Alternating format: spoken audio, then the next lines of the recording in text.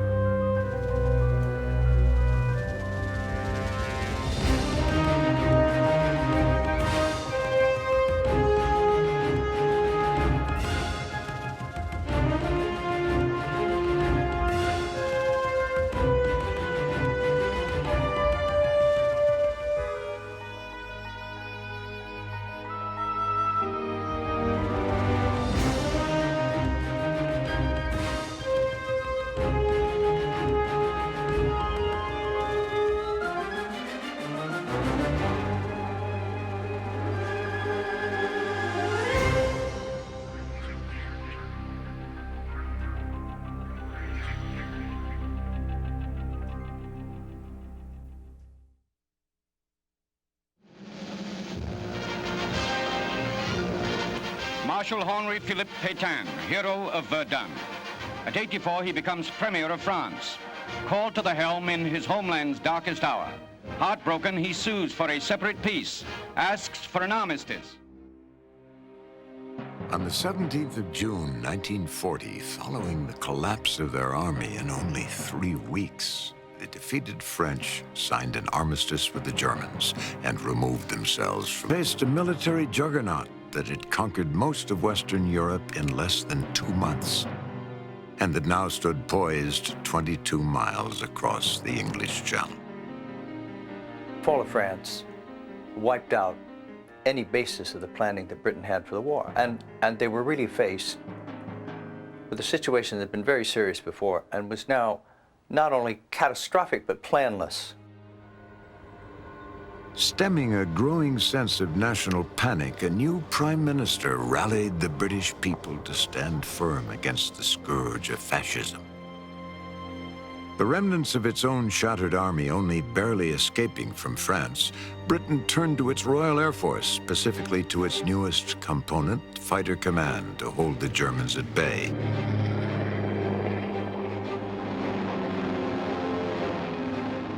And to spare the island nation the same fate as had befallen Poland and France, and Belgium and Holland.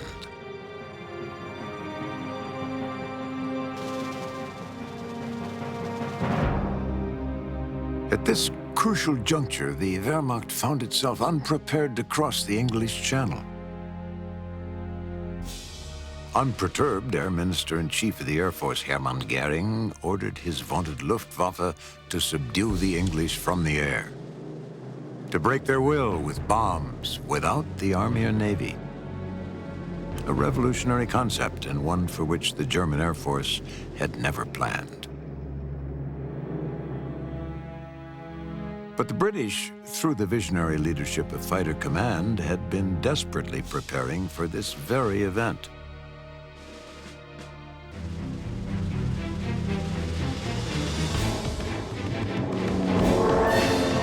The contest between bombers and fighters originated with the use of the air weapon in the First World War. These machines captured the imagination of military strategists on both sides of the Atlantic.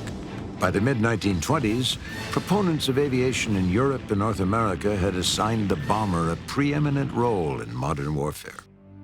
The realm of flight was seen to hold unlimited potential for development of exotic new weapons that would make traditional armies obsolete. From the First World War onwards, many politicians and service staff believed that the bomber was absolutely powerful, that nothing would be able to touch it. A lot of them followed the ideas of the Italian general Due, the Due theory, that a war could be finished within a couple of days by heavy bombing. One of Douai's most vocal advocates was American General Billy Mitchell, who'd flown in the war and lobbied incessantly for increased support for Army aviation, even advocating a separate air service.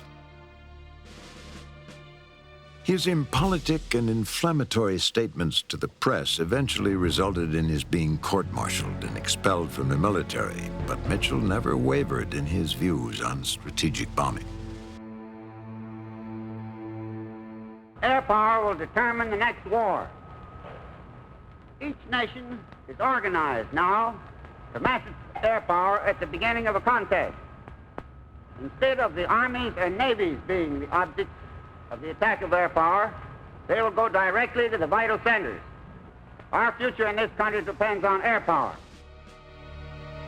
In defeated Germany, however, a more objective analysis of tactics and strategy arrived at a more balanced view of strategic bombing. General Hans von Seeckt, Commander-in-Chief of the Reichswehr, the post-World War I German military, envisioned an air arm capable of performing a wide variety of tasks, from heavy bombing to supporting fast-maneuvering ground troops. Von Seeckt was not a pilot, but he possessed an almost instinctive understanding of the airplane's potential. His wartime service on the Eastern Front had exposed him to a rapidly changing tactical environment, unlike the trench warfare that had dominated the Western Front. He had a lasting influence on Luftwaffe doctrine. Und die Erfahrung war, dass die Luftwaffe die hauptsächlich... And the experience was that in future wars, the Luftwaffe would be given the primary responsibility of shortening the punishing and exhausting land war by simply destroying the enemy supply lines behind the front from the air. Die Luftwaffe aus der Luft zerstört.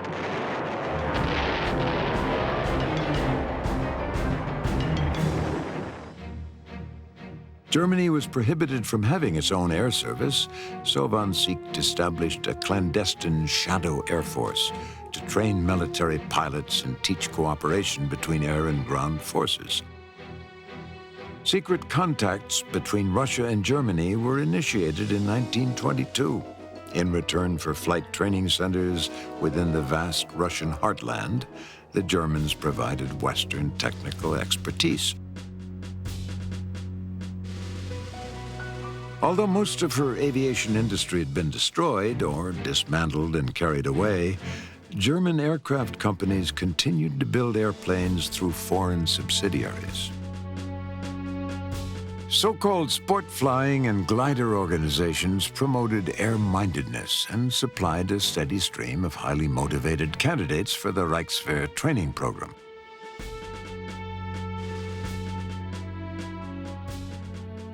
German civil aviation in the 1920s was expanded and effectively militarized by staffing the national airline, Deutsche Lufthansa, with former German air service personnel.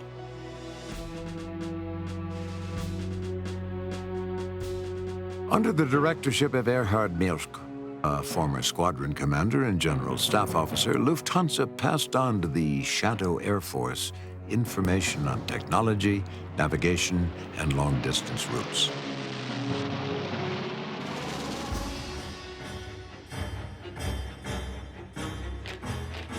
The rise of National Socialism drew back the curtain on clandestine German rearmament. Between 1933 and 1936, a program of state investment fueled a massive weapons program.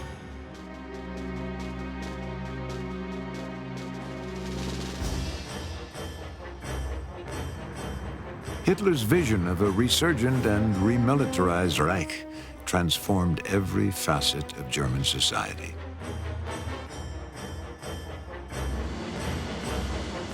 Under the very noses of the victorious Europeans who exacted such punitive and humiliating concessions, the Germans had established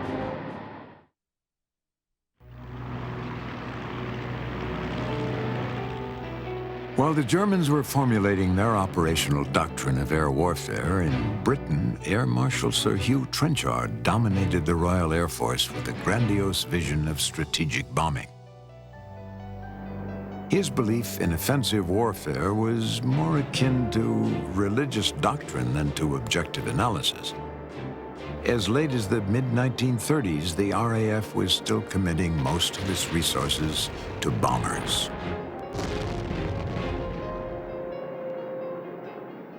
Because there was a reaction after the First World War, a sense of never again are we going to send large armies to the continent of Europe.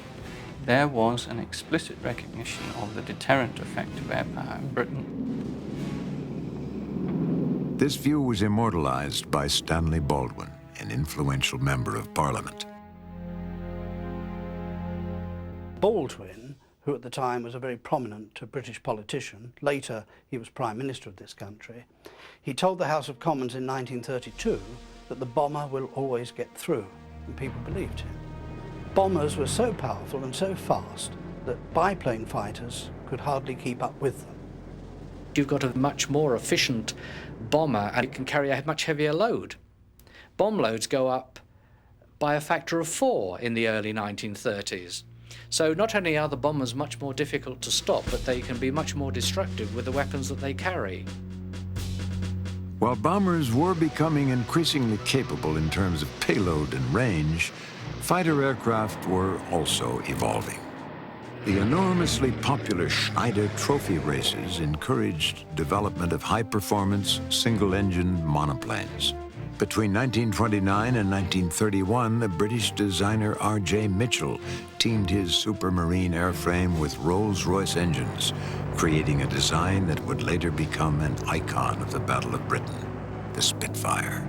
If you look at the history of fighter aircraft in the 30s and 40s, it's this constant leapfrogging of technologies. Very often the technology would be there before the requirement, and that, what I think, is an unusual state. In 1936, civil war broke out in Spain between the socialist government and fascist rebels. Within months of the first crack of gunfire, German aircraft and airmen of the Condor Legion were in place to assist in General Francisco Franco's rebellion. During the next 3 years, Germany rotated thousands of so-called volunteers through Spain to gain combat experience. The Iberian Peninsula became a laboratory for German air warfare doctrine. New aircraft designs, such as the Heinkel 111 bomber and the Junkers 87 Stuka, made their operational debut in the clear Mediterranean skies. The Condor Legion perfected techniques of dive bombing and horizontal bombing. The vulnerability of civilian populations to indiscriminate attack was graphically demonstrated, recalling the dark prophecies of Douay and Mitchell.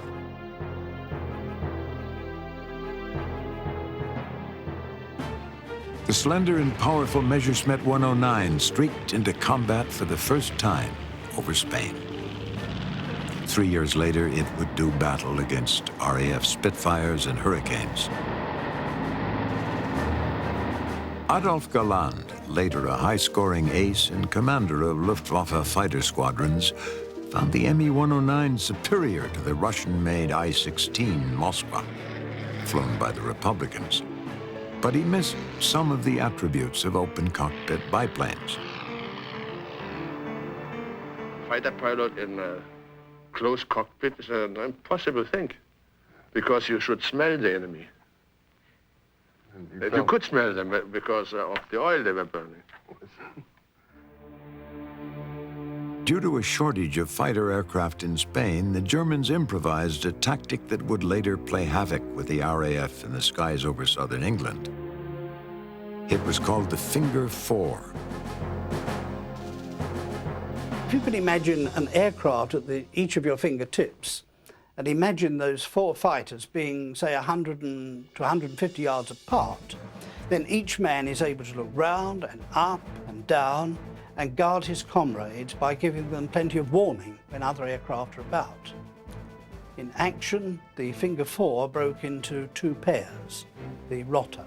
In the rotor, you had a leader and a wingman. The leader's job was to go after the enemy. The wingman's job was to protect the leader's tail. Meanwhile, in Britain, RAF doctrine was in a conflicted state.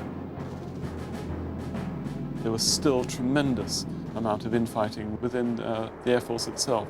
There was a real dichotomy that the British faced here of the long-range bomber and the short-range air defense fighter. By Royal Command, the demonstration brings home what sky warfare means today. A giant bomber is attacked by swifter fighting planes, and the crew bails out for dear life. In 1936, RAF Fighter Command was created.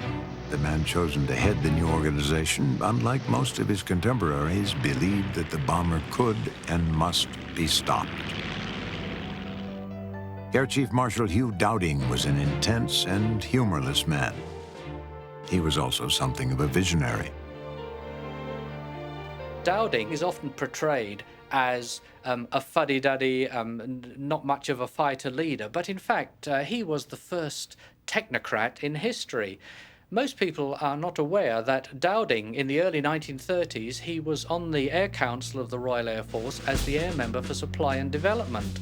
And in that office, his department actually drafted the specifications which led to the Spitfire and the Hurricane fighters. Fighter Command joined in development of what would become Britain's most important secret. In 1934, under intense pressure to do something about the bomber threat, a committee chaired by Sir Henry Tizard had approached an engineer at the National Physical Laboratory named Robert Watson Watt. The Tizard Committee inquired almost in desperation as to the substance of reports of death rays which could destroy aircraft. The death ray speculation was soon put to rest, but the inquiry did result in the secret development of radar by the British government under the cover name of Radio Direction Finding, RDF. What you need for a radar, you need a high-powered transmitter, you need an ultra-sensitive receiver, you need some form of directional antenna, and you need some form of presentation system, in other words, a cathode ray tube. Now, by the early 1930s, all of those things were well within the current technology, and people were playing around with them. As a result, we get radar being invented quite independently in Great Britain, the USA. Schoolyard bully. Once again, the continent was marching to the drumbeat of impending war. In Britain, RAF Fighter Command and the scientific community raced to protect, in Dowding's words, the home base from the coming reign of destruction.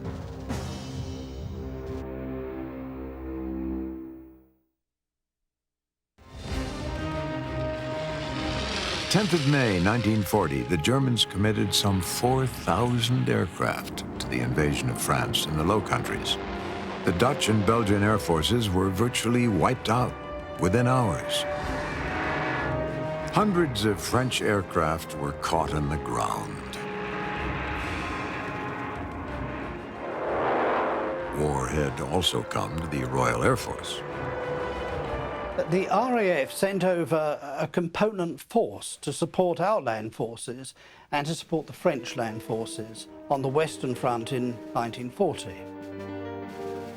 The French Air Force, we'd hoped, would be able to defend themselves, but the French Air Force was hopelessly outdated, and I'm afraid to say that when war came, they didn't fight very well. So the bulk of fighting fell upon the RAF. The British pilots fought bravely, but were overwhelmed by superior numbers and tactics. Within 5 days of the assault, without impeding the German advance, the RAF had lost over 200 aircraft. There was no real integration between the British Air Force, the Royal Air Force that was sent to France, and their French counterparts. So there was nothing there to really integrate the air defences so that they could contain the Luftwaffe, even for a short period of time. During the frantic, confusing fighting in France, signal intelligence did provide some insight into the enemy's objectives. Soon after the opening of the German campaign in the West, the British government Code and Cipher School at Bletchley Park successfully cracked the codes encrypted on the German Enigma cipher machine and began reading Luftwaffe message traffic.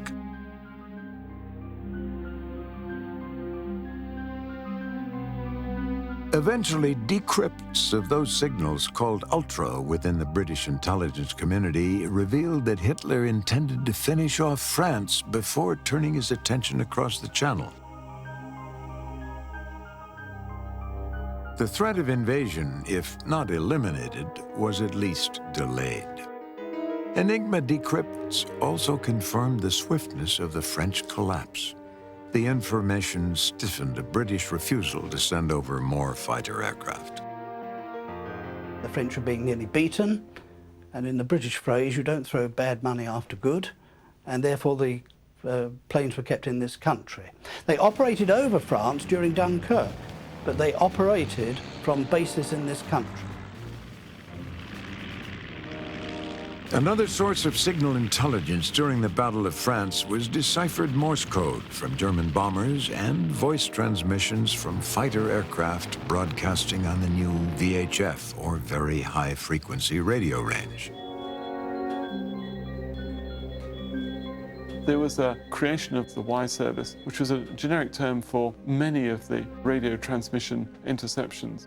Basically, you try and build up a picture of what was happening, and then relay that with other intelligence sources and create a much wider picture. Once the Me-109 and Me-110 fighter squadrons had relocated to occupied France, their clear VHF transmissions fell within range of listening posts in southern Britain.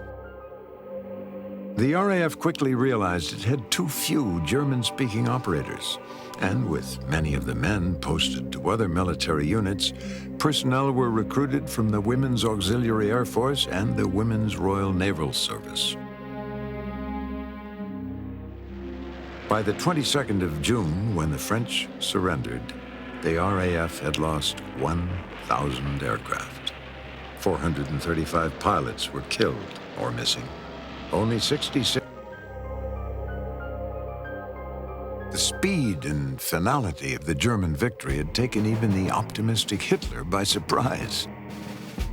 In the weeks following the collapse of the Western Front, he expected Britain to see the obvious futility of continued fighting. Resistance by the obstinate British could interfere with Hitler's grand obsession, moving east into Russia.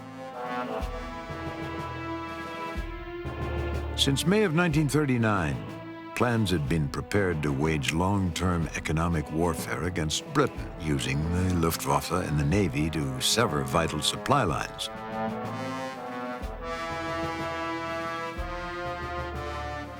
For a negotiated settlement. He believed that the war was virtually over at the end of June 1940. So did a lot of other people. Mussolini believed it. The American ambassador, Joseph Kennedy, in London believed it. And a lot of other people thought that we would make terms with Hitler. That seemed to be the common sense thing to do. Hitler made quite generous overtures to Britain. He wasn't going to take our colonies off us in all around the world, which the Germans thought was a very generous thing, since we'd stolen all of theirs at the end of the First World War.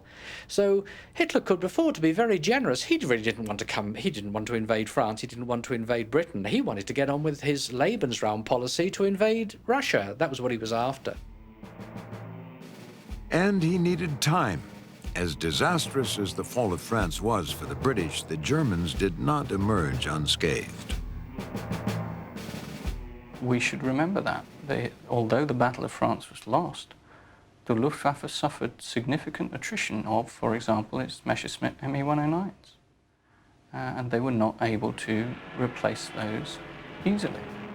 They had quite heavy losses in that battle. They've got to reform a lot of their units. They've got to move into new airfields in France. There were hardly any airfields in the Pas-de-Calais area. The Germans had to carve all those out with their construction troops to make a clutch of fighter airfields there. As the diplomatic clock ran down, the German General Staff began tentative planning for a cross-channel invasion. dusting off 5-month-old contingency plans. In June, signal intelligence from the British Y Service substantiated what aerial reconnaissance had first discovered. Preparations for intensive flight operations from airfields in northern France. The Germans were getting ready for a major new offensive. What was not clear was how and when it would come.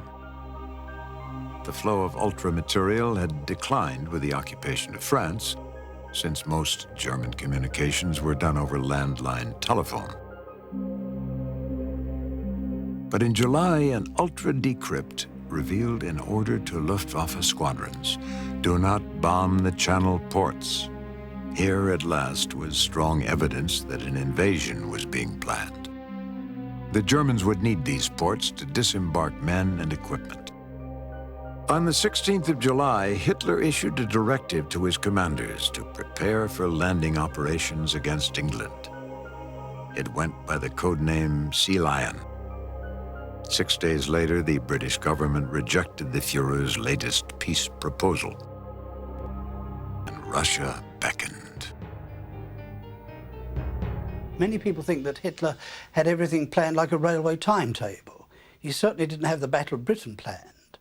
But it was left to the Luftwaffe first to destroy the Royal Air Force, especially Fighter Command, and then would follow Operation Sea Lion, the German invasion of this country. And in Göring's view, Göring said, if my boys do their job properly, there won't be any need for an invasion. Any fool can see that Germany has won the war. The Brits might need a little bit of encouragement to come round to that point of view, but it's quite clear. Heck, we've defeated France. We just walk right through these guys. I mean, we're top of the world. We're great.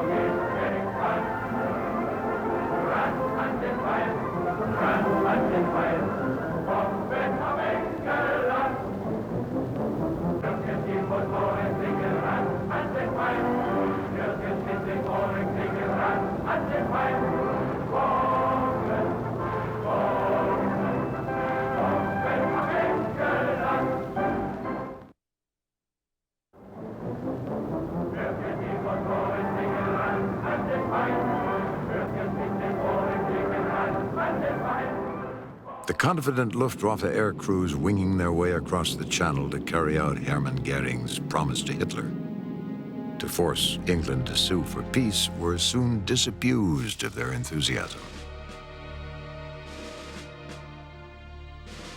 On the 16th of July, the eve of the start of the air campaign, and the same day that Hitler ordered preparations for Operation Sea Lion, the head of the Luftwaffe intelligence, Lieutenant Colonel Joseph Beppo Schmidt, issued an assessment of Royal Air Force capabilities.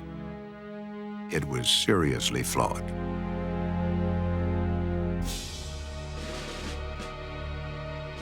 One of the amazing things about this intelligence assessment is that it identifies most of the British strengths as weaknesses and most of the British weaknesses as strengths. Es hatte auch etwas mit It also had something to do with the ideological background of the high command of the Luftwaffe.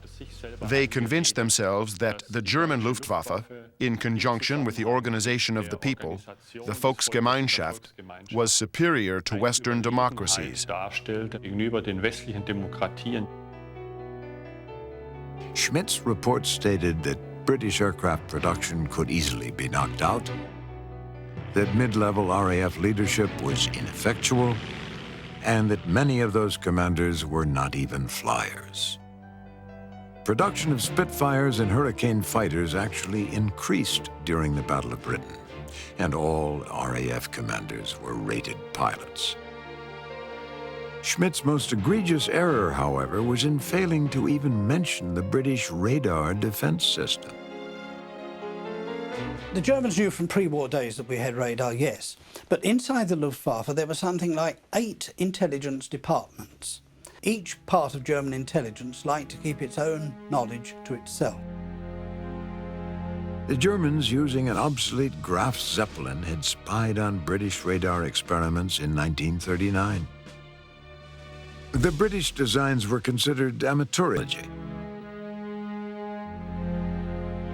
The secrets of the British radar system escaped the Luftwaffe for over a year, with disastrous results. Since his appointment to Fighter Command in 1936, Air Chief Marshal Dowding had been racing to establish a secret chain of radar sites that could provide the essential element of time.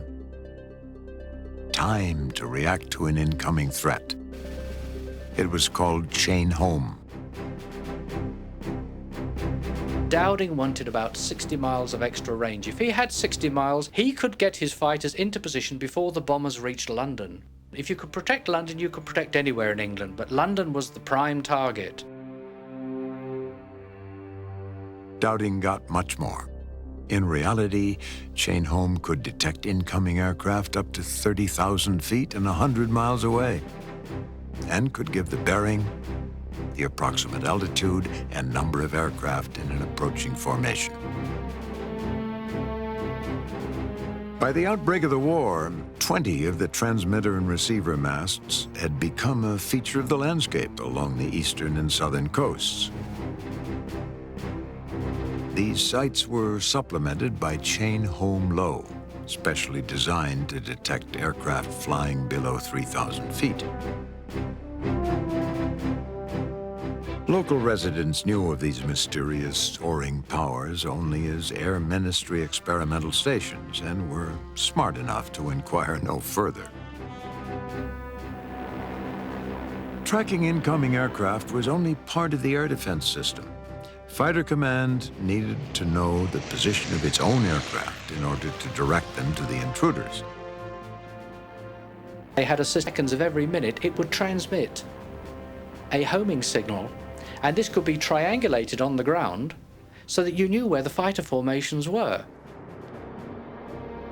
Once an incoming formation had reached the British coastline, a network of ground observers phoned more precise visual information up the command ladder. Phone lines from ground observers, Chain Home stations, the Y service all streamed artery-like into the heart of the system. Bentley Priory, RAF Fighter Command headquarters outside of London.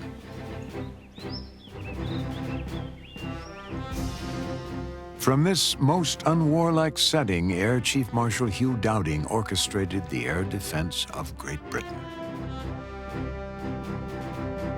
In an underground command post called the Filter Center, information was collated and analyzed to produce at any given moment a snapshot of the aerial situation over all of Britain. Warnings of incoming formations were phoned to one of 4 fighter command groups into whose area of responsibility the Germans were flying. Operations rooms at the group level, like this one, would further monitor the path of the intruders. From there, the information went to sector stations and then to individual squadrons, where another phone would ring. Dowding built up the first integrated air defense system in the world.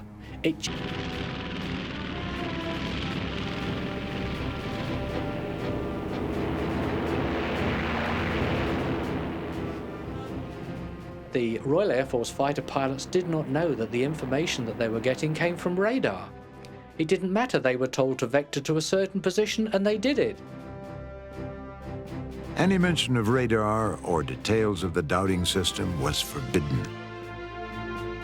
Instead, the public was offered reassuring news of other equally complex air defense schemes. Newsreels of May 1940 extolled the virtues of aerial patrols. The Royal Air Force, spurred by impending Nazi invasion, increases its home patrol, maintains a 24-hour sky vigil. In reality, a wasteful concept reviled by Fighter Command and made obsolete by radar. And recreated on a motion picture soundstage, this elaborate group operations compared to the RAF's 800 Hurricanes and Spitfires. But the Luftwaffe had no plan for a strategic air campaign against Britain. Furthermore, the RAF, unlike the Luftwaffe's earlier opponents, was a modern air force defending its own territory. Fighter Command was committed to the battle for which it had been preparing since 1936. The British integrated air defense system was a wonder of applied technology. To use a modern term, it was a force multiplier. It laid the foundation for modern command and control and provided the critical margin in the fight to defend the home base.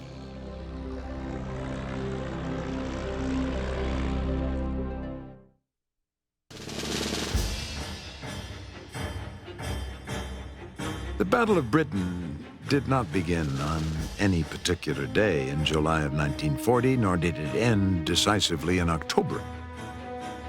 Nevertheless, it has been popularized, mythologized, and misrepresented.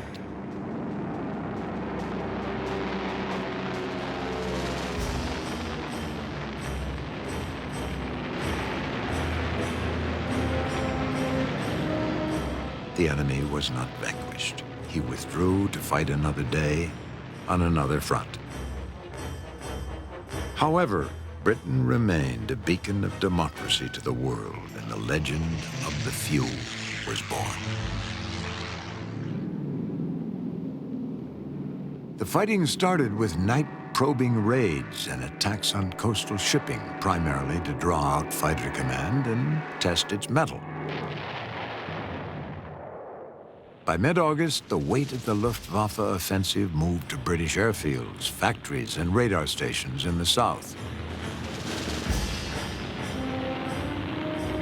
Adler Tag, or Eagle Day, was the code name for what was to have been the start of a crushing blow to the RAF.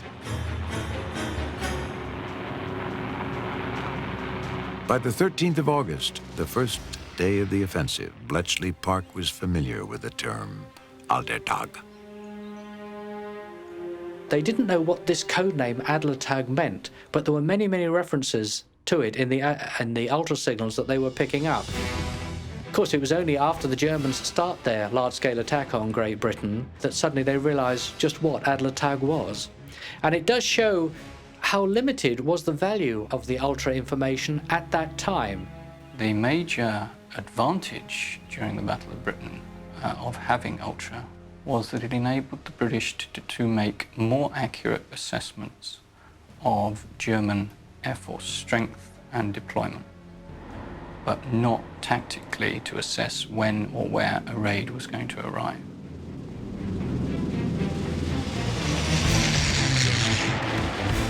From mid-August to the 6th of September, the most intense fighting took place between Fighter Command and the Luftwaffe.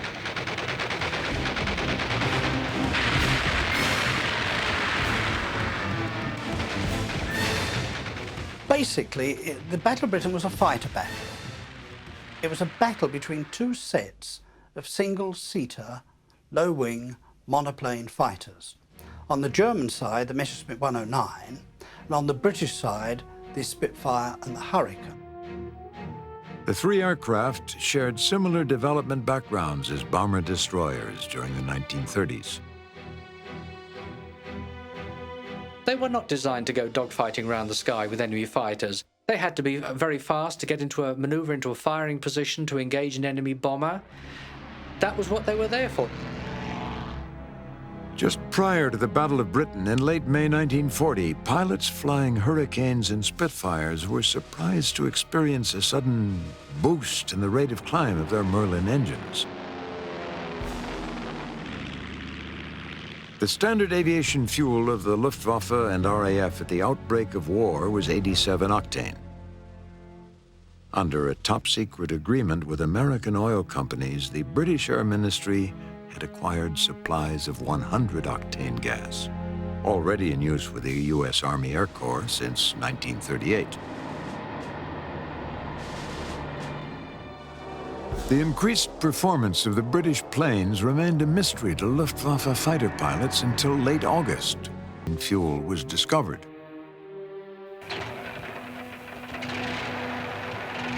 As powerful as the Merlin engine was, it was handicapped by a conventional carburetor and float mechanism, as opposed to the fuel-injected Daimler engine of the Me-109.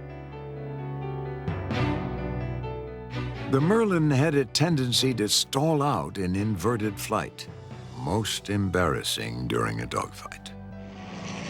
This problem was solved by a woman engineer, quite remarkable in her time, Miss Beatrice Schilling. Miss Beatrice Schilling was at the Royal Aeronautical Establishment at Farnborough, and she worked there in one of the departments that had to deal with this problem. And she dealt with it by, in the float of the carburetor, she put a small device to stop it cutting out. And she herself went round with other people fitting them into RAF aircraft. And RAF pilots, with their typical RAF humour, called this Miss Schilling's orifice.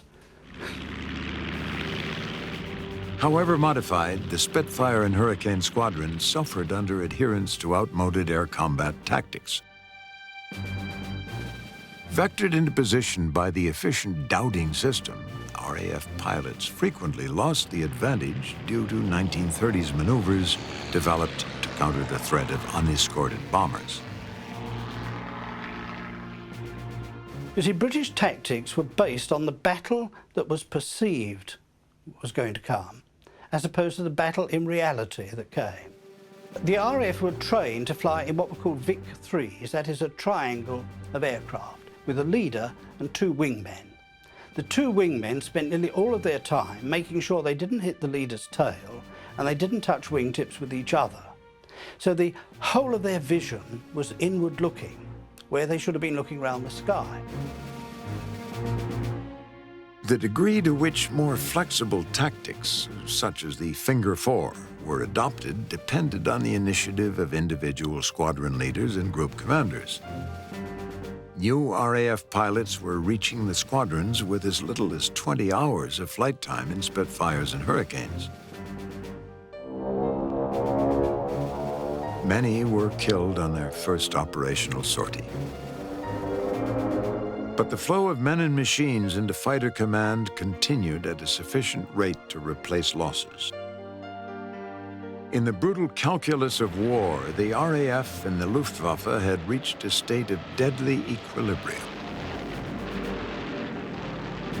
Frustrated by continued losses attacking military and industrial targets, on the 7th of September, Hermann Goering initiated a campaign of terror against the people of London.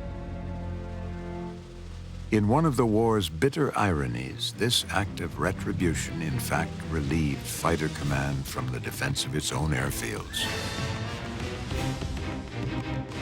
And the predictability of the German attacks increased their vulnerability. The operational results of air combat during the battle were consistently overstated by both sides, either for propaganda purposes or just out of the confusion of combat. Both intelligence organizations seriously overestimated the number of enemy aircraft they shot down. The Germans by a factor of between 3 and 4. The British didn't correctly identify the problem, which was that a German aircraft shot down was often claimed by more than one pilot. Out of death-laden skies come British fighters who've helped drive off Nazi raiders over London. Here's a typical RAF report. Oh, well, they're in back again. Yes, we ran into a bunch of about 50 of them today. What sort? Well, about 30 bombers and about 20 escorting fighters, I should think. Yes, about that.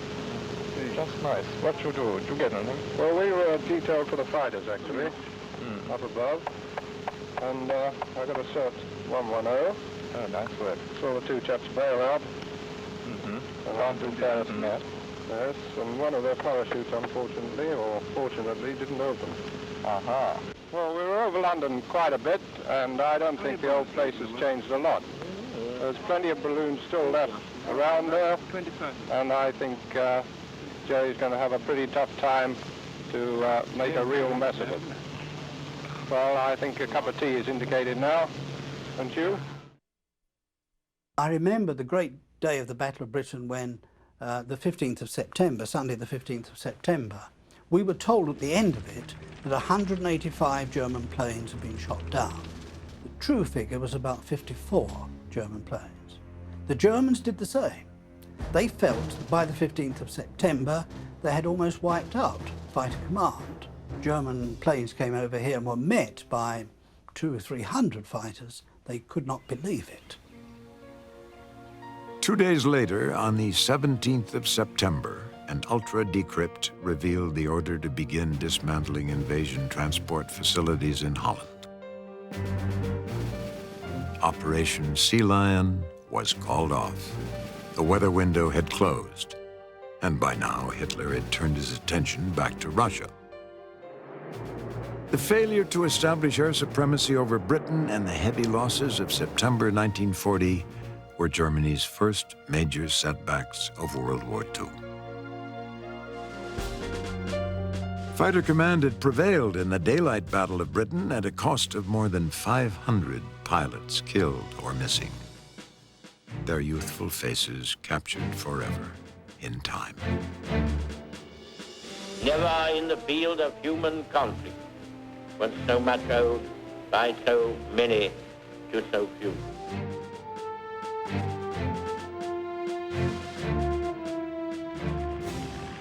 It is often said that the Battle of Britain was won by a narrow margin, but in fact at the end of the battle, Fighter Command was as strong numerically, both in aircraft and in pilots, as it was at the beginning of the battle.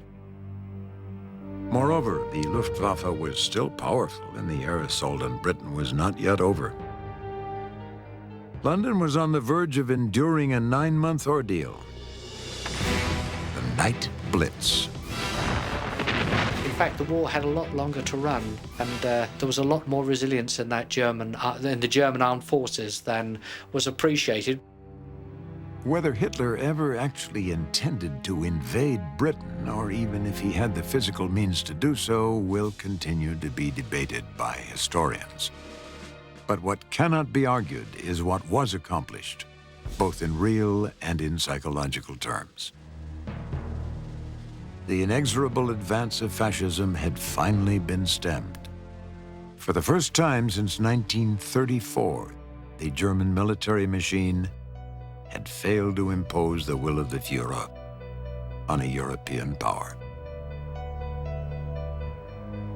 It was a battle that thousands of people actually could watch. Here were hundreds of thousands of British people standing on the ground, cheering on, a little bit like cheering your team on, and actually seeing what was happening right above them, and knowing what was at stake.